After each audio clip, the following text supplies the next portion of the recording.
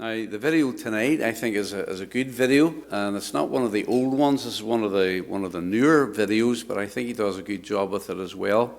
We really can't do anything about our own fathers and our own relationship with our fathers, good or bad. Some of you may have had an absolutely wonderful experience in your upbringing with your father. Some of you may have had a terrible upbringing with your father. Some of us have kind of a mixed bag with that. But there's nothing we can do about that. But what we can do is with our children, and if you're my age, then it would be your grandchildren. And I do wish there was more of the younger families here tonight, or even the older families here. But because I think these videos are definitely worthwhile watching. And so this one tonight is about how to raise boys, and I think it'll speak for itself. So wherever we are tonight, we have a future ahead of us with our children, with our grandchildren, and we can't maybe do anything about the past, but we can do something about the future. And I think there's many sentiments that you'll see in the video tonight that'll ring a bell with you, and hopefully will motivate and will help us all to spend the time with our sons, with our daughters. We'll have one more video after tonight that will be how to raise girls, Lord willing, next Wednesday, and then we'll be into a different series. So if we can go ahead and show the video tonight, if you're ready for that. Be with you tonight. Now we're going to talk about bringing up boys. That's a subject that fascinates me. I've spent a good part of my adult life studying boys and thinking about them and writing about them, and we're going to talk a little bit about them this evening, because boys are a challenge. Have you noticed that? Boys are a breed apart. Some people have said they're from a different planet, and I think maybe that is true. And understanding of how boys think and how they're different from girls is something that we need to talk about. And we began with the basics, that boys are aggressive little machines. You also know that too. And they are flighty at times and highly competitive. I knew a father who told his little boy that he wanted him to drink his milk, and this little boy just flat out said no, that he wasn't going to do it. And the father said, "You're going to do it. You drink your milk." And he said no. And the dad thought, how was I when I was 9 years old? And so instead of making a big deal about it and fighting with him, he got another glass. He filled two of them full of milk and said, "I'll race you to the bottom." And so this kid said, "You got it." And they both drank the milk, and the father got finished first and put the glass down, and the kids said, "Let's go double or nothing." So if you can make a game out of it, you can avoid the conflict. But that again is the way that boys think. Now boys are different from girls primarily, or in at least one of the major ways, in that girls don't like pain. They really don't like to get hurt. And they'll do everything they can to avoid it. And they learn from their mistakes. If they make a mistake and they get hurt, they'll make sure they never do that again. Boys consider it bad luck. Besides that, scars are cool. They have a little different attitude toward it.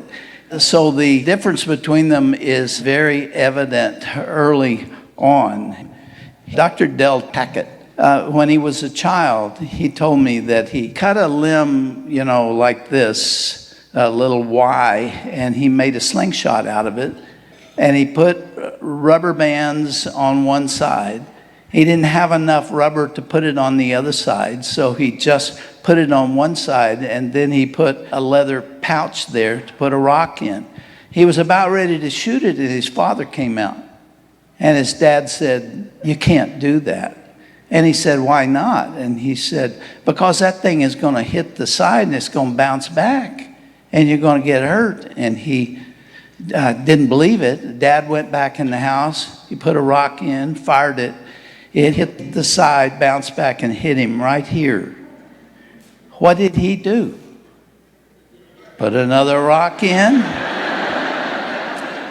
fired it again, went out there, bounced back, hit him right in the head. Same spot that he hit it.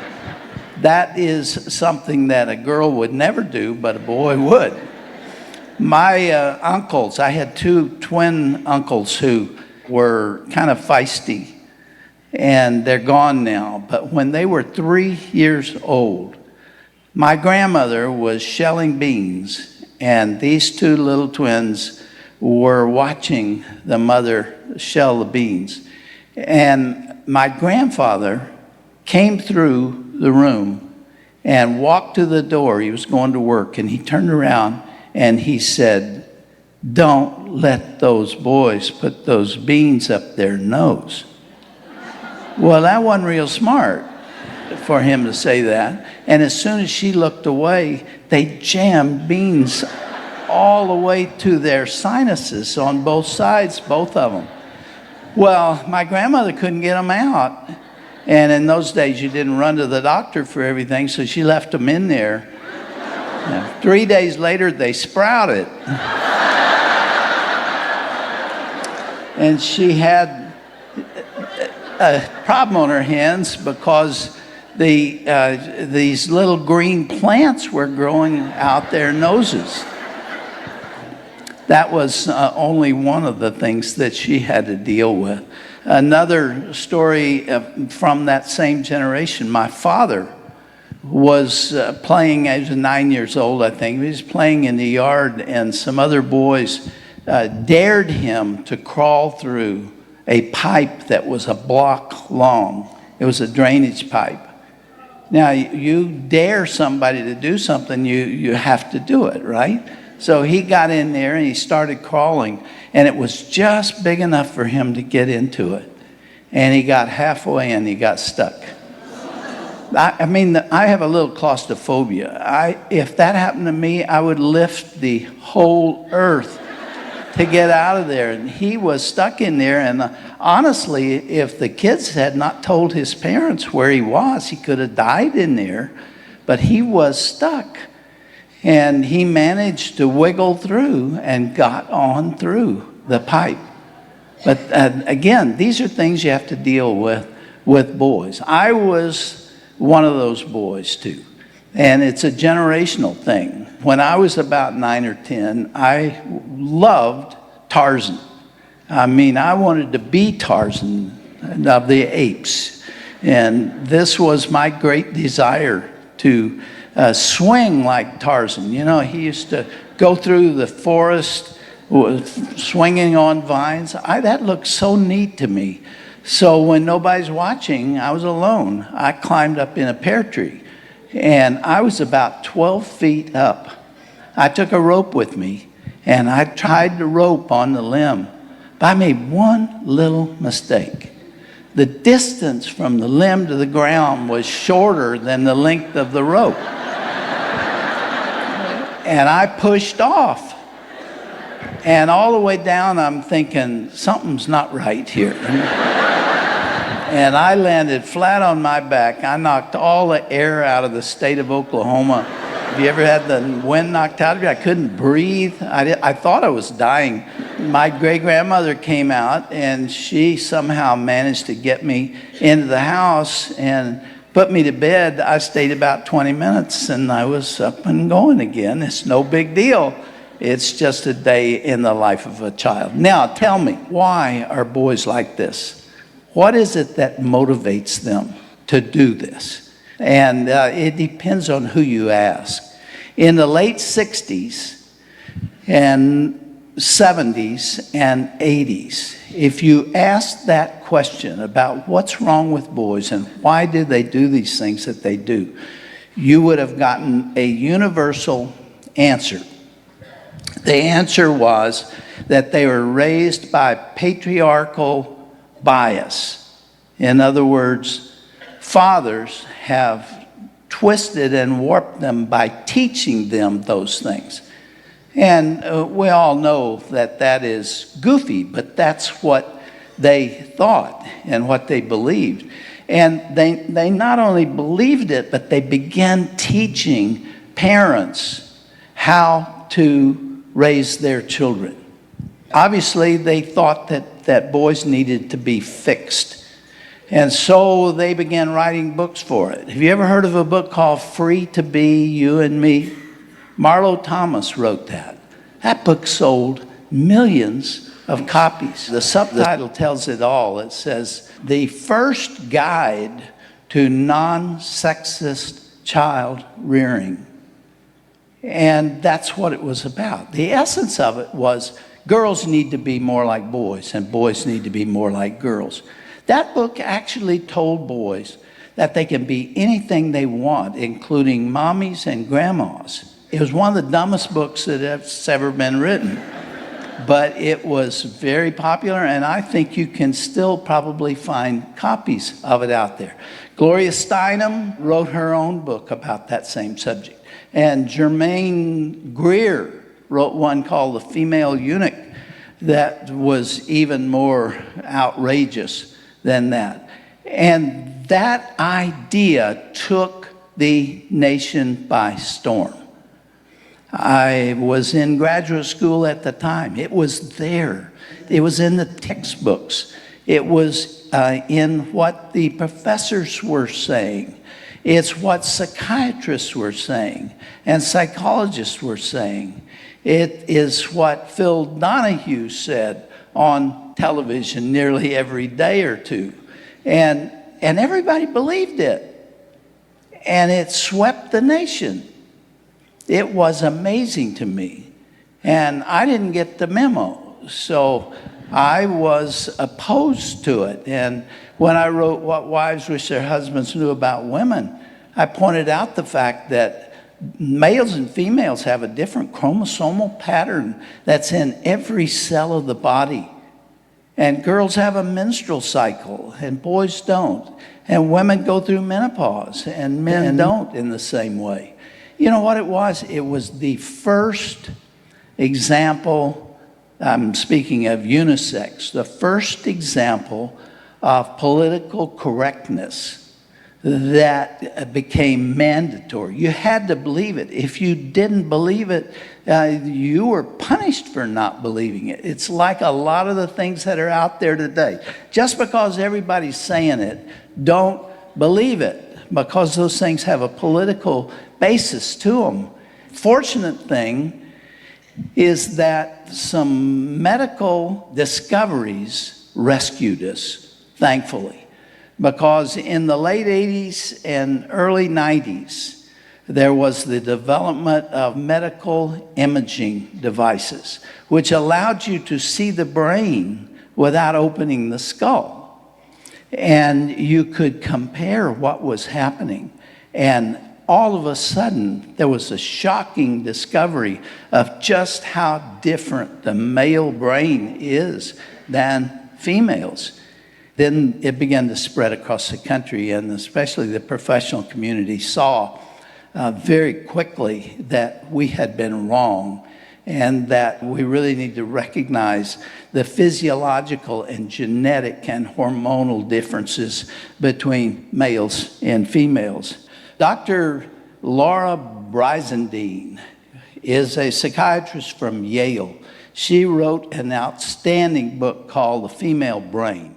If you are raising girls, you really do need to get that book and read it, because she explains the hormonal changes that take place. And so what was going on there? It really comes down to the fact the gestation period for males and females is really interesting. Males and females are identical at the time of conception, and for about 8 weeks. At about 8.5 weeks for boys, the brain is marinated in testosterone, the male sex hormone, and it changes everything. It rewires the brain. That brain will be forever male. There is no such thing as this unisex brain. There are males and females. And we should have known that, because in the book of Genesis it says that males and females created he them. And even in Jesus' own words, he said it in the book of Matthew that he made them male and female. And we lost track of that. This gestational period, it is really fascinating to me because it does rewire the brain, and especially for males. Now, the females do not get that bath, that marination of hormones, at least not in the gestational period. And so when that occurs, it changes everything. Even the color of the brain changes. And there is a rope of nerve fibers that goes from one side to the other. It's the way the right brain connects with the left brain. It's what allows crosstalk. And when you speak to a boy, he is listening to you with one side of his brain, if he's listening at all. And if you talk to a girl, she's listening with both sides of her brain. The reason is because that rope of fibers, which is called a corpus callosum, is damaged by testosterone. And so there is this change in the ability of the brain to communicate with itself.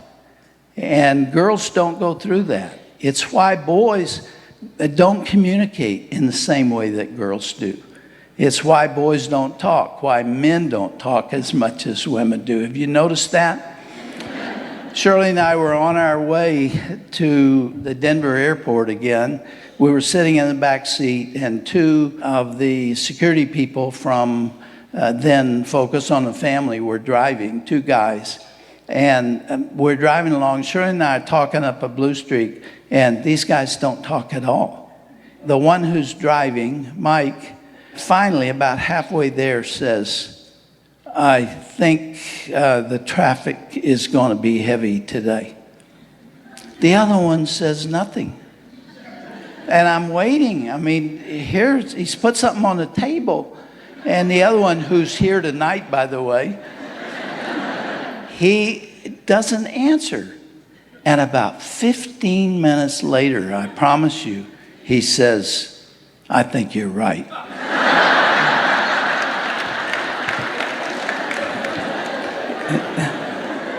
It has to do with the way the brain is structured.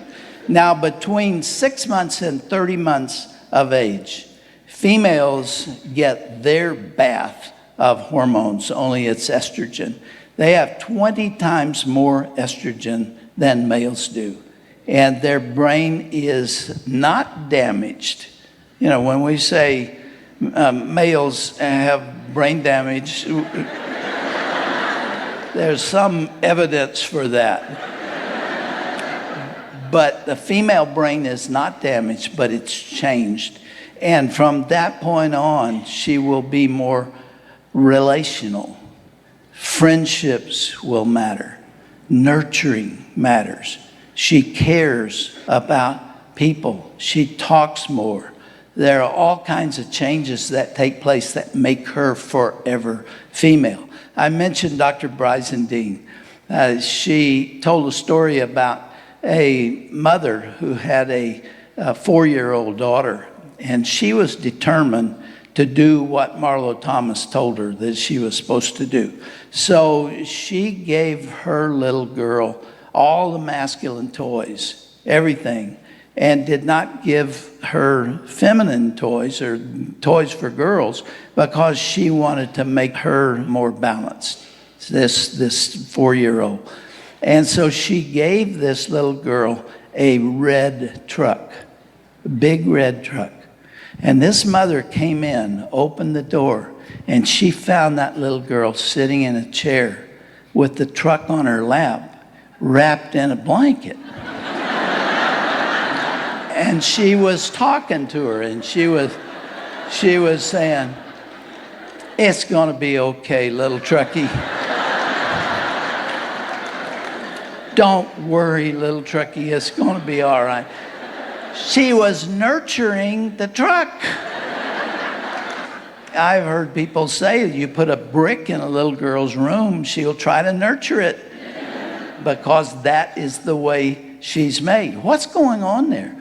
Well, her body was preparing her and her mind was preparing for motherhood.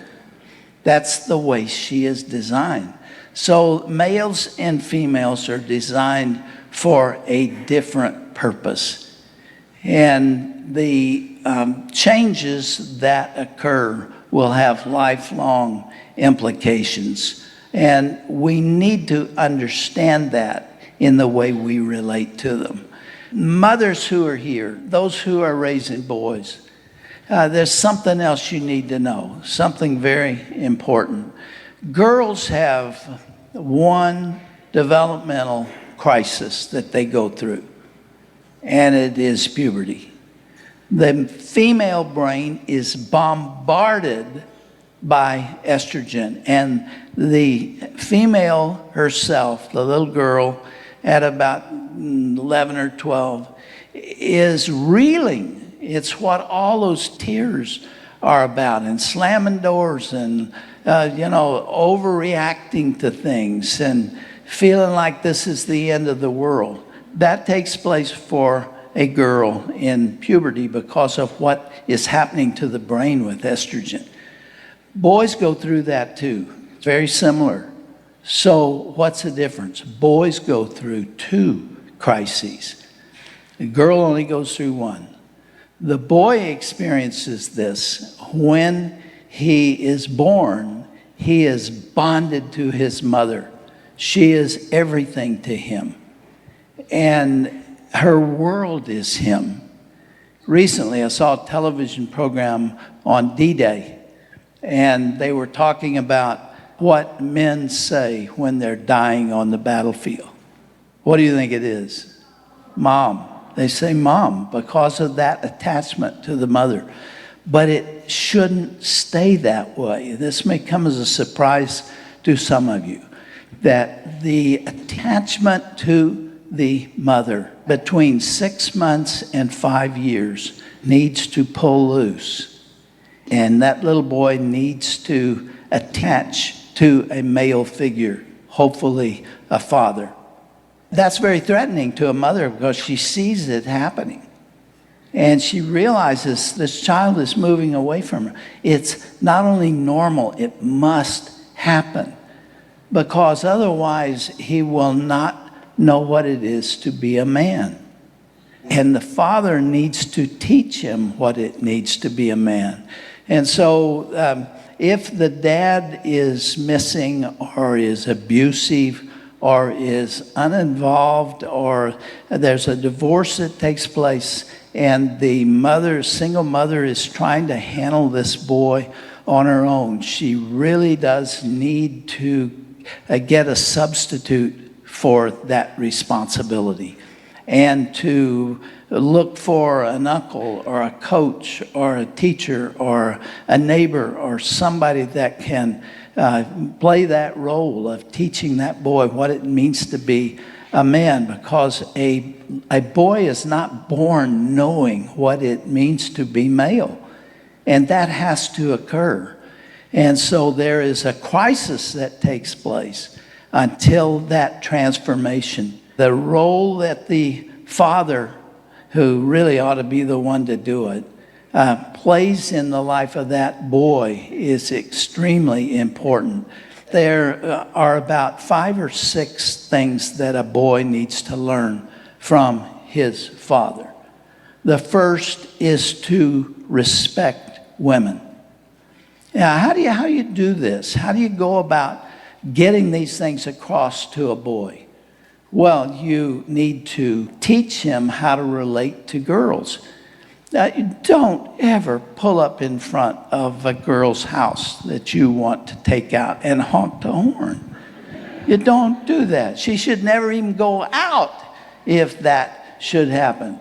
And how does he teach his son to be a man? By the way he relates to the boy's mother. The second is to provide for the family. It is amazing to me to go out and meet with college students and others and ask the girls who are there whether or not the guys that they date is paying for their meals and the tickets and whatever it is that is being provided. And the answer is about half of them say, no, we split it. Well, that's not what a man needs to do. His job is to provide for him, and it's also to protect.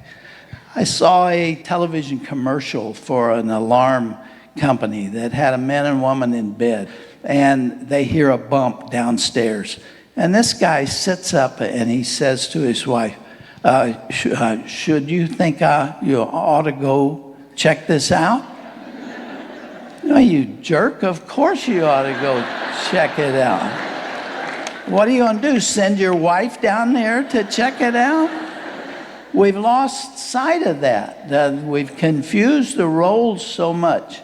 A man really needs to teach his boy what it means to protect a family.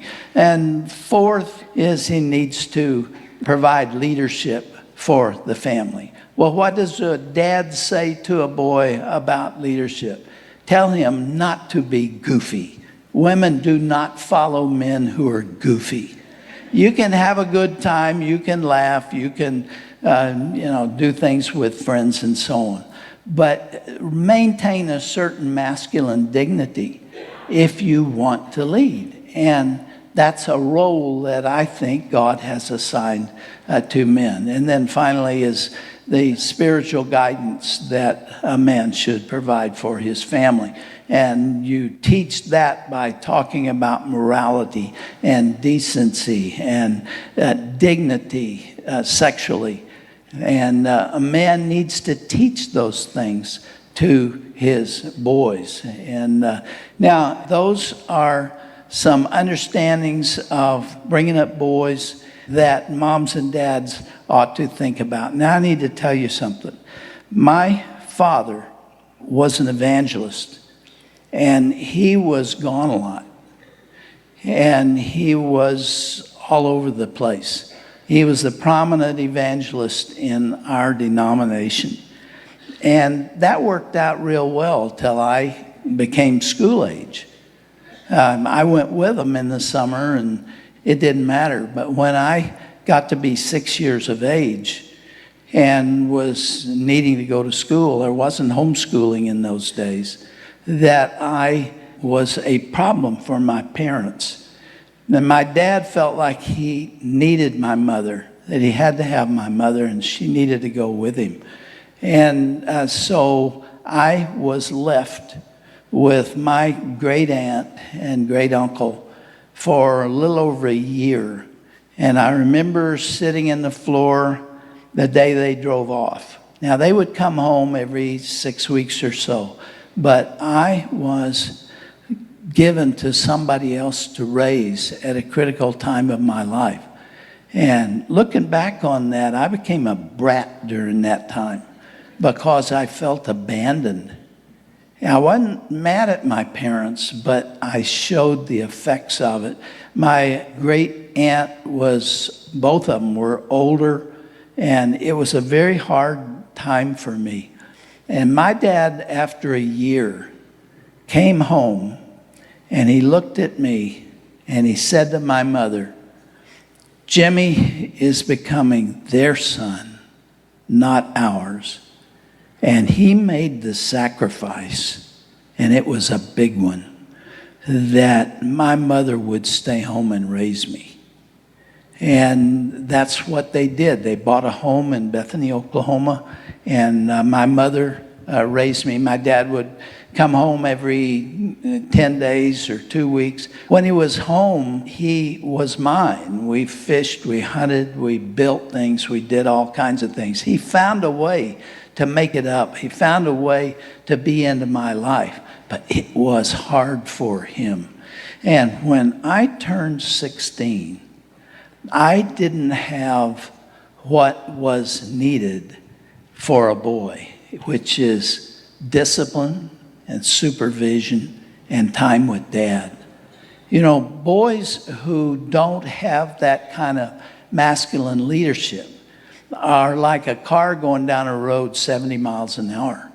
And somebody has to keep their hands on the wheel all the time, or they run into the center divider or into a ditch.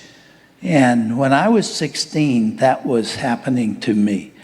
By the way, let me give something to you parenthetically. I was reading about the elephants in Johannesburg, South Africa. And they have noticed that the bull elephants who are there are doing things they've never been known to do before. They're knocking rhinos down and they're goring them. And these young bull elephants have become very violent. So they began trying to figure out why.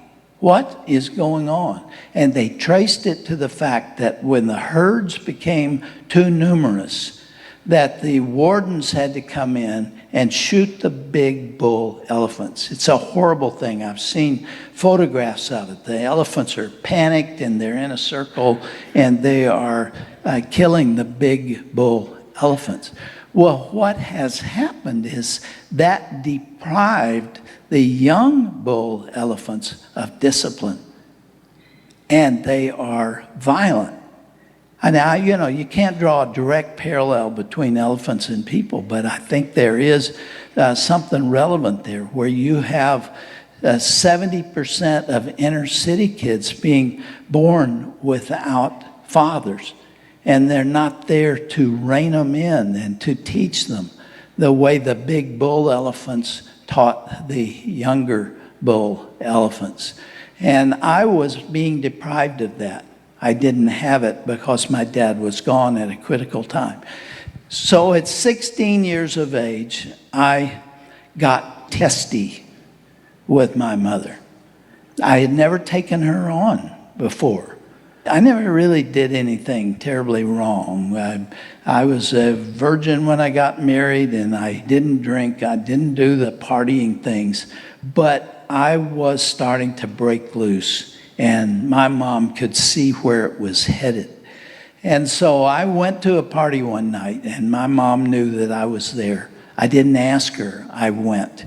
And when I came home, she said, I drove by the house where you were, and I saw what they were doing. And I said, I know. And she said, well, what did you do? And I said, well, I had a good time. And I said, I'm going to do it again. I never said that to my mother before. I simply said, I am my own man, and I want to do what I want to do. And she was alarmed, but she didn't yell or scream or threaten me. She said, well, I'm going to call your dad. So she picked up the phone and she called my dad. He was 1,000 miles away at a revival meeting. And I was around the corner listening because I had a great stake in this conversation. And so I listened, and she said 3 words. It was really amazing. 3 words. She said, I need you. And my dad shocked me to my toes because he got on the train and he came home. He put a sign for sale in front of our house. And the next thing I know, I'm on a train heading for South Texas. And my dad took a position as a pastor to be home with me the last 2 years of high school. And because he was there, we fished, we hunted, we reconnected, and he straightened me out. And he pulled me back from the edge at a tremendous sacrifice, because he never recovered from it professionally. He had a 4-year slate of revival meetings. He was the prominent evangelist in our movement. And by the time those 2 years were over, my dad was ready to go back into that work. And younger men had come in who didn't know him, and everything changed. And he never recovered from it. But I never saw any evidence of regret because he cared that much about me. I talk about my dad a lot, and I have a new book coming out where I talk about him even more, because I saw him on those two occasions when I was 6 and 16, when he made the hard decisions because I mattered to him. Now, some of you know my cousin, H.B. London. H.B. and I are only children, and we grew up as brothers. His father was a very important man in St. Louis, Missouri. And everybody knew who he was. He was pastor of a big church. And H.B. had the same needs that I had, only his dad, he's given me permission to tell this, his dad didn't have time for him. And he didn't seem to be aware that those needs were there. Toward his senior year, H.B. was a football player, and he went to his father and he said, "Dad, we really haven't done many things together, but the championship of our district is going to be Friday night, and I'm asking you to be there. It's the only time I've ever asked you, and I'm saying, would you come?" And HB's dad said, "Yeah, I'll be there." And the game came, and HB was down on the field ready to play the game. And he looked up in the stands, and he saw his dad come in. And he was wearing a suit, and he's with 2 other men who were wearing a suit. They came in, they stood in the turnstile, and then left. HB stood on that field and bawled. He cried like a baby. And he told me that story 50 years later, and he cried when he told it because his dad was not there for him. He needed so much a relationship with that man, but he wasn't willing to sacrifice to provide it. My dad made the sacrifice. My dad contributed to me, and it's why I revere him today. That and about 100 other reasons. HB's dad died about 20 years ago, and HB went to the mortuary. His dad was lying in a casket, and he asked to be alone with him. And he walked in there and stood in front of the body of his dad. And he said, "Dad, we could have had so much love together, but you never had time for me. You never cared about me. And I regret it, and I'm grieved over it today." And he had many years to deal with the rejection of that. I say to the men who are here tonight, make the sacrifice if you have to. It's worth it, even professionally, even if it costs you, even if your business suffers, even if you are drawn away from other things you're involved in. There is just a brief moment where it will matter. Just a few years that will matter. And what I had with my dad that lasted the rest of his life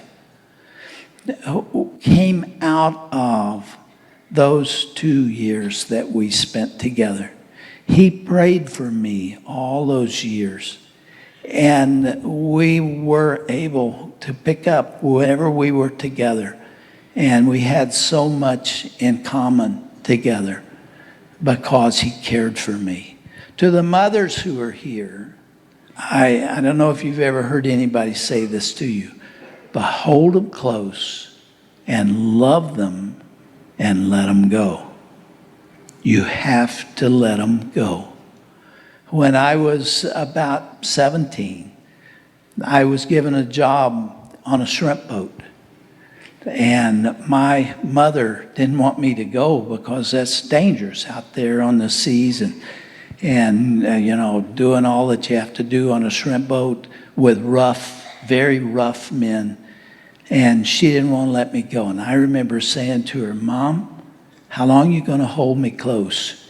You've got to let me go. Even if it puts me in some kind of danger in your view, you need to let me go. And she did. And I learned from it, and that meant a lot to me. I did not have a perfect family, but I had a mother and father that cared about me and did the right things. If you do the right things, you will never forget it, nor will you ever regret it. And if I leave you with that thought tonight, it's maybe worth you being here, and I hope so. God's blessings to you all.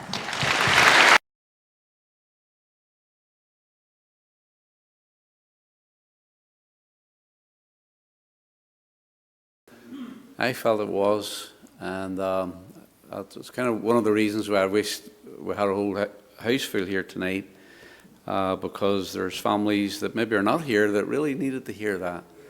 And we will have all these DVDs available in the library. Once the library is finished, we'll have all of that there and a whole lot much more as well to help our families and parenting and so on. But that was a tremendous testimony. And kind of sad when you think of H.B. London and what he missed. And like he said, it's not like, you're not talking about 20 years of commitment. There's probably like 4 or 5 years there where it really matters. And it would have been worth it. Well, let's pray.